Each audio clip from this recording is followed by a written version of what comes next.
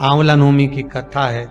कार्तिक का महीना में जब शुक्ल पक्ष में नवमी तिथि आएगी तब तू आंवले के वृक्ष के नीचे बैठकर आंवले के वृक्ष में दूध का सींचन कर देना। क्या चढ़ा देना?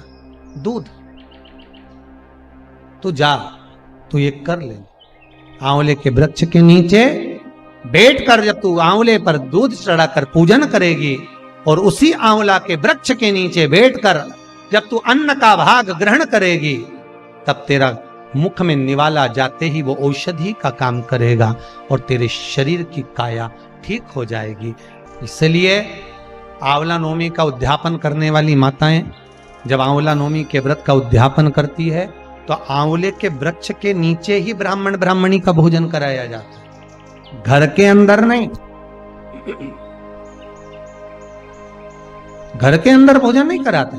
आंवला नवमी का अगर उद्यापन करना है, आंवला नवमी का अगर उजमना करना है, 5 माता 10 माताएं मिलकर अगर उजमना कर रही हैं, उद्यापन कर रही हैं, तो कहीं ऐसे जगह चले जाओ जहां आंवले का पेड़ लगा हो, आंवले का वृक्ष लगा हो, आसपास में कहीं कुछ मंदिर देवालय हो, वहां पर भोजन बनवा लो। वहीं पर आंवले के वृक्ष के आसपास में ही कहीं वहीं पर ब्राह्मण ब्राह्मणी का भोजन कराकर चांदी का आंवला बनवाकर, चांदी का नहीं हो तो असली का जो आंवला होता है उसका दान दे देना चाहिए, पर करना चाहिए। आंवला नवमी के पूजन में कथा आती है कि एक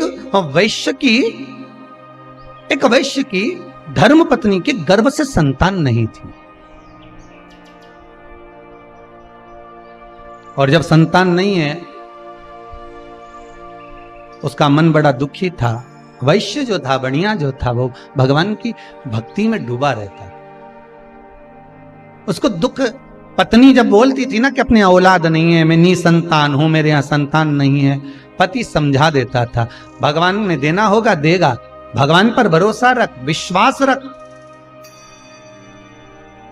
जब वो यशोदा मैया की गोद में 60 साल की आयु में नंद बाबा की यहाँ संतान दे सकता है, दशरथ बाबा की आयु 60 साल की थी जब राम जी आ सकते हैं, कदम ऋषि की आयु 60 वर्ष की थी तो कपिल देव महाराज आ सकते हैं, तो तेरी आयु कितनी है?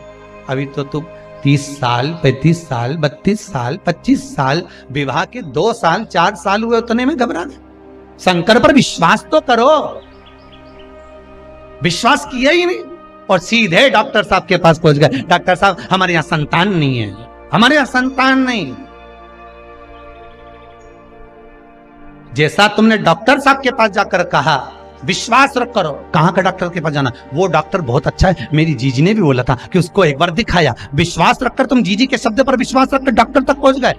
डॉक्टर ने जो कहा तुमने करा, तो एक विश्वास शंकर पर भी तो करो कि मैं शिव के पास जाकर कहूंगा, मैं शंकर से निवेदन करूंगा।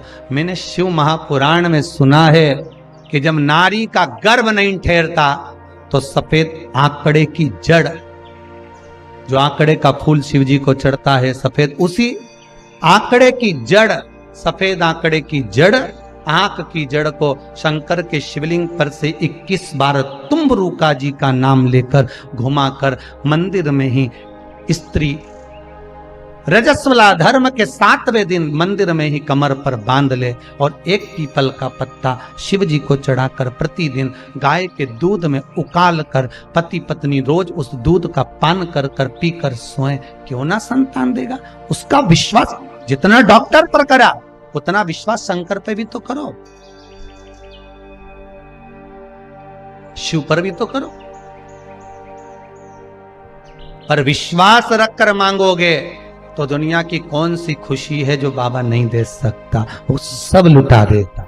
साहब ऐसा कौन सा सुख है जो ना देगा मेरा शंभू, ऐसा कौन सा सुख है जो ना दे मेरा शंकर। बस बाबा कहते हैं मुझे हृदय देना, दिल देना, और वो देकर तू मुझे जो मांगेगा मैं तुझे दे दूंगा।